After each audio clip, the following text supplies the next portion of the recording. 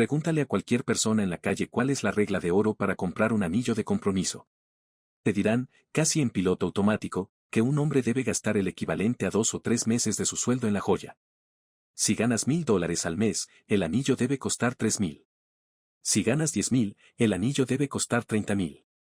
Creemos que esta es una tradición milenaria. Pensamos que los reyes de la Edad Media o los nobles del Renacimiento inventaron esta romántica prueba de sacrificio financiero para demostrar el amor verdadero. Pero hoy voy a arruinarte el cuento de hadas en los primeros 15 segundos. Esa regla de los 3 meses de sueldo no es una tradición.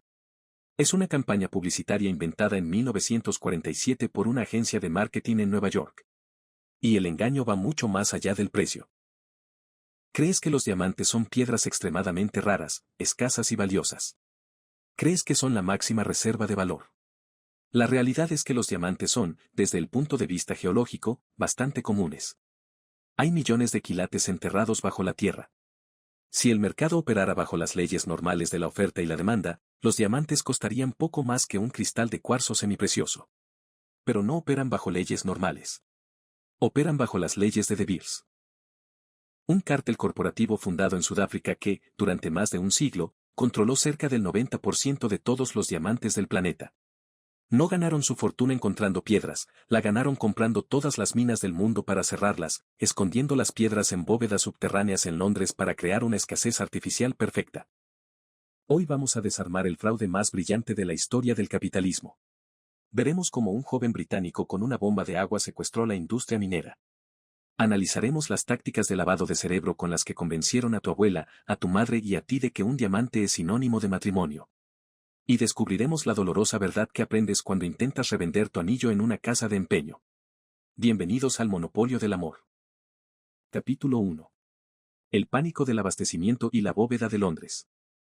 Para entender por qué el diamante en tu dedo es una estafa matemática, tenemos que retroceder hasta finales del siglo XIX, al sur de África.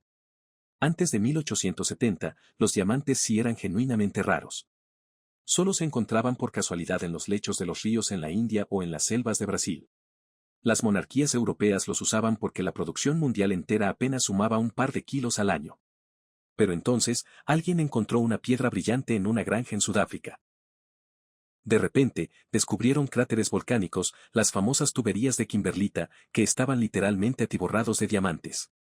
Fue la fiebre del diamante. Miles de mineros viajaron a África. Empezaron a extraer toneladas de piedras. Y aquí ocurrió el pánico.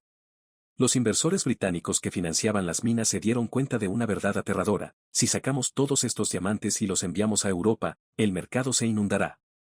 El precio colapsará a cero. Los diamantes solo tienen valor porque la gente cree que son escasos. Si cualquier persona puede comprar un puñado de diamantes por $5, la magia desaparece y la industria quiebra.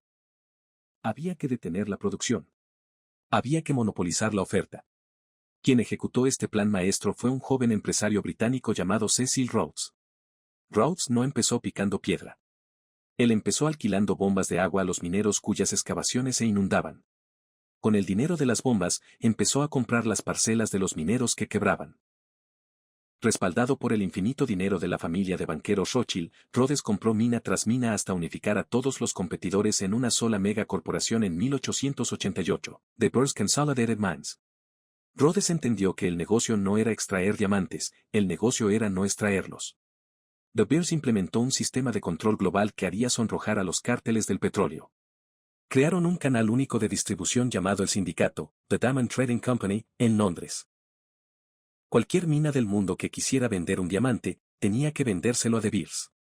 Si una mina independiente en otra parte de África intentaba vender diamantes por su cuenta, De Beers inundaba el mercado con piedras idénticas a precios bajísimos hasta quebrar a la mina rebelde, y luego la compraba por centavos. Una vez que los diamantes llegaban a las bóvedas de Londres, De Beers aplicaba la escasez artificial. Solo invitaban a unos 250 compradores selectos del mundo, llamados stockholders, 10 veces al año. Les ponían una caja de zapatos sobre la mesa llena de diamantes en bruto.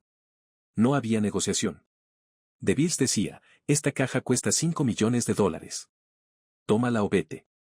Si un comprador intentaba regatear o se quejaba de la calidad, le quitaban la caja y nunca más lo volvían a invitar. A través de esta brutal disciplina mafiosa, De Beers se aseguró de que siempre salieran menos diamantes al mercado de los que la gente quería comprar. Controlaron la llave del grifo. Pero a principios del siglo XX, se enfrentaron a un problema que ni siquiera un monopolio podía resolver: la gente dejó de querer diamantes. Capítulo 2.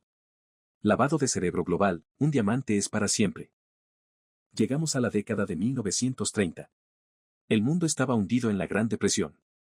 Nadie en Europa o Estados Unidos tenía dinero para comer, mucho menos para comprar piedras brillantes. Las ventas de diamantes estaban colapsando. Peor aún, los pocos jóvenes que se casaban preferían regalar anillos de rubíes, zafiros o simplemente bandas de oro liso. El diamante estaba pasando de moda. El heredero de De Beers, Harry Oppenheimer, estaba desesperado. Sabía que no podían simplemente bajar el precio de los diamantes, porque si lo hacían, destruirían la ilusión de lujo. Tenían que hacer algo mucho más difícil: tenían que manipular la cultura humana. Tenían que crear una necesidad psicológica. Oppenheimer viajó a Nueva York en 1938 y contrató a una de las agencias de publicidad más prestigiosas del mundo, NWR. La misión que les dio no fue: vendan la marca De Beers. De hecho, la mayoría de los anillos ni siquiera decían De Beers. La misión fue: convenzan a Estados Unidos de que el diamante es el único símbolo aceptable del romance y el matrimonio. La agencia lanzó una guerra psicológica encubierta sin precedentes. No compraron anuncios tradicionales. Se infiltraron en la cultura popular. Regalaron diamantes gigantes a las estrellas de cine de Hollywood y pagaron a los periódicos de chismes para que escribieran sobre las lujosas propuestas de matrimonio de las celebridades. Infiltraron guiones de películas. Si un protagonista le pedía matrimonio a su novia en la pantalla, NWR se aseguraba de que la escena incluyera un primer plano de un anillo de diamantes y un grito de asombro de la actriz. Pero el golpe maestro llegó en 1947. Una joven redactora de la agencia llamada Frances Charity, exhausta y trabajando a altas horas de la noche, garabateó en un papel un eslogan de 4 palabras: A diamond is forever. En el año 1999, la revista Advertising Age lo nombró el mejor eslogan publicitario del siglo XX. ¿Por qué es tan brillante? Porque hace 2 cosas a la vez. Primero, asocia la dureza física de la piedra con la durabilidad del matrimonio. Nuestro amor no se romperá, igual que esta piedra. Pero la segunda razón es la más oscura y financieramente letal para ti, el consumidor. De Beers tenía un miedo paralizante al mercado de segunda mano. Sabían que si la gente empezaba a revender los anillos de sus abuelas o los anillos de matrimonios fallidos, el mercado se inundaría de diamantes usados, y De Beers perdería el control de la oferta. El eslogan "un diamante es para siempre" fue diseñado para prohibir moralmente la reventa. Te estaban diciendo: no puedes vender este anillo. Tiene valor sentimental. Debe quedarse en la familia para siempre. Meterlo en una caja fuerte. Al convencer al público de que nunca revendiera sus joyas, De Beers logró que millones de diamantes desaparecieran del mercado activo, manteniendo la escasez y los precios inflados. Y luego, en los años 80, NWR inventó la métrica del precio. Lanzaron anuncios en revistas que decían: ¿cómo puedes hacer que 2 meses de sueldo duren para siempre? Fue una orden directa al ego masculino. Dictaron una norma social desde una oficina en Manhattan, obligando a los hombres a endeudarse para no parecer tacaños ante sus novias y la sociedad. Convirtieron un trozo de carbono en el único medidor aceptado del valor de un hombre en una relación. Capítulo 3. La amenaza rusa y la realidad de la casa de empeño. Si ya controlas las minas en África y ya controlas la mente de los consumidores en América, parece que has ganado el juego. Pero los monopolios siempre tienen grietas. En la década de 1950, la peor pesadilla de De Beers se hizo realidad. Geólogos de la Unión Soviética descubrieron inmensas minas de diamantes en la congelada Siberia. Rusia no era parte del cártel. Si la Unión Soviética decidía vender esos diamantes directamente al mundo, destruirían el monopolio de De Beers en semanas. ¿Qué hizo De Beers? Se tragaron el orgullo capitalista y se sentaron a negociar en secreto con los comunistas en plena Guerra Fría. Acordaron comprar absolutamente todos los diamantes que Rusia pudiera extraer, sin importar la cantidad. De Beers prefería gastar miles de millones comprando piedras rusas y escondiéndolas en sus bóvedas de Londres, antes que permitir que una sola piedra soviética llegara al mercado libre y bajara los precios. Pero los rusos extraían principalmente diamantes muy pequeños. Así que De Beers tuvo que ordenar a su agencia de publicidad que cambiara la cultura una vez más.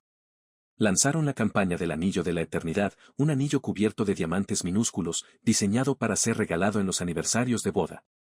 Así, De Beers logró descargar su inventario de diamantes pequeños rusos haciéndolos pasar por una nueva y elegante tradición romántica. Ellos dictaban lo que era moda basándose puramente en lo que tenían acumulado en sus bodegas. Y esto nos lleva al clímax del fraude. El momento en el que la ilusión se rompe contra el muro del libre mercado. Digamos que ignoras el eslogan de para siempre y decides intentar vender el anillo de compromiso por el que pagaste $5,000 hace 3 años en una joyería fina. Llevas el anillo a un joyero independiente o a una casa de empeño. Esperas recuperar al menos $4,000. El tasador lo mirará con una lupa y te ofrecerá, con suerte, $800. Te sentirás insultado. Pensarás que te está estafando. Pero el tasador te está dando el único precio honesto que has escuchado en tu vida. Él te está dando el valor mayorista del diamante y el peso del oro fundido. La diferencia entre esos $800 y los 5,000 que pagaste no es el valor de la piedra. Es el margen de ganancia del joyero, el alquiler de la tienda en el centro comercial y, sobre todo, el impuesto publicitario de un siglo de marketing de De Beers. Los diamantes tienen un valor de reventa atroz. Tan pronto como sacas el anillo de la joyería, pierde entre el 50% y el 70% de su valor comercial. Es peor que comprar un auto nuevo. A diferencia del oro, que se cotiza en mercados internacionales por gramo y siempre puedes venderlo por su peso, el diamante usado no les sirve a los minoristas. Ellos compran diamantes en bruto a precios controlados por los proveedores. No quieren tu piedra de segunda mano. Descubres, por las malas, que el diamante nunca fue una inversión financiera, fue simplemente un costoso producto minorista con excelentes relaciones públicas. El monopolio desnudo. ¿Qué nos enseña el imperio deslumbrante de De Beers? Nos enseña que, en la historia del capitalismo, no ha existido un hackeo cultural más profundo, rentable y prolongado que la invención del anillo de compromiso. Cambiaron las reglas de la geología escondiendo el producto bajo tierra. Cambiaron las reglas de la economía comprando a todos sus competidores y amenazando a los rebeldes. Y, lo más aterrador, cambiaron las reglas de las relaciones humanas al ponerle una etiqueta de precio al compromiso emocional. Hoy en día, el cártel de De Beers ya no es el monopolio absoluto que solía ser. El surgimiento de minas en Canadá y Australia que se negaron a jugar bajo sus reglas, sumado a las leyes antimonopolio y la llegada de los diamantes cultivados en laboratorio, que son química y físicamente idénticos pero cuestan una fracción del precio. Han reducido la cuota de mercado de De Beers a cerca del 30%. Pero el daño ya está hecho. El trabajo pesado terminó. De Beers ya no necesita monopolizar las minas, porque el monopolio mental sobrevivió. Han logrado que tú mismo, de forma voluntaria, te exijas a ti mismo y a tu pareja cumplir con una regla financiera dictada por una agencia de publicidad en 1947. La próxima vez que mires cómo un diamante brilla bajo la luz de una joyería, no veas solo carbono comprimido. Estás mirando el trofeo de la campaña de manipulación de masas más exitosa del siglo XX. Si este análisis sobre cómo se fabricó el lujo de la nada te ha volado la cabeza y valoras que te revelemos los engranajes reales de la economía global, no te vayas sin suscribirte, darle me gusta y activar la campanita. Aquí no creemos en cuentos de hadas, analizamos la hoja de cálculo detrás de la magia.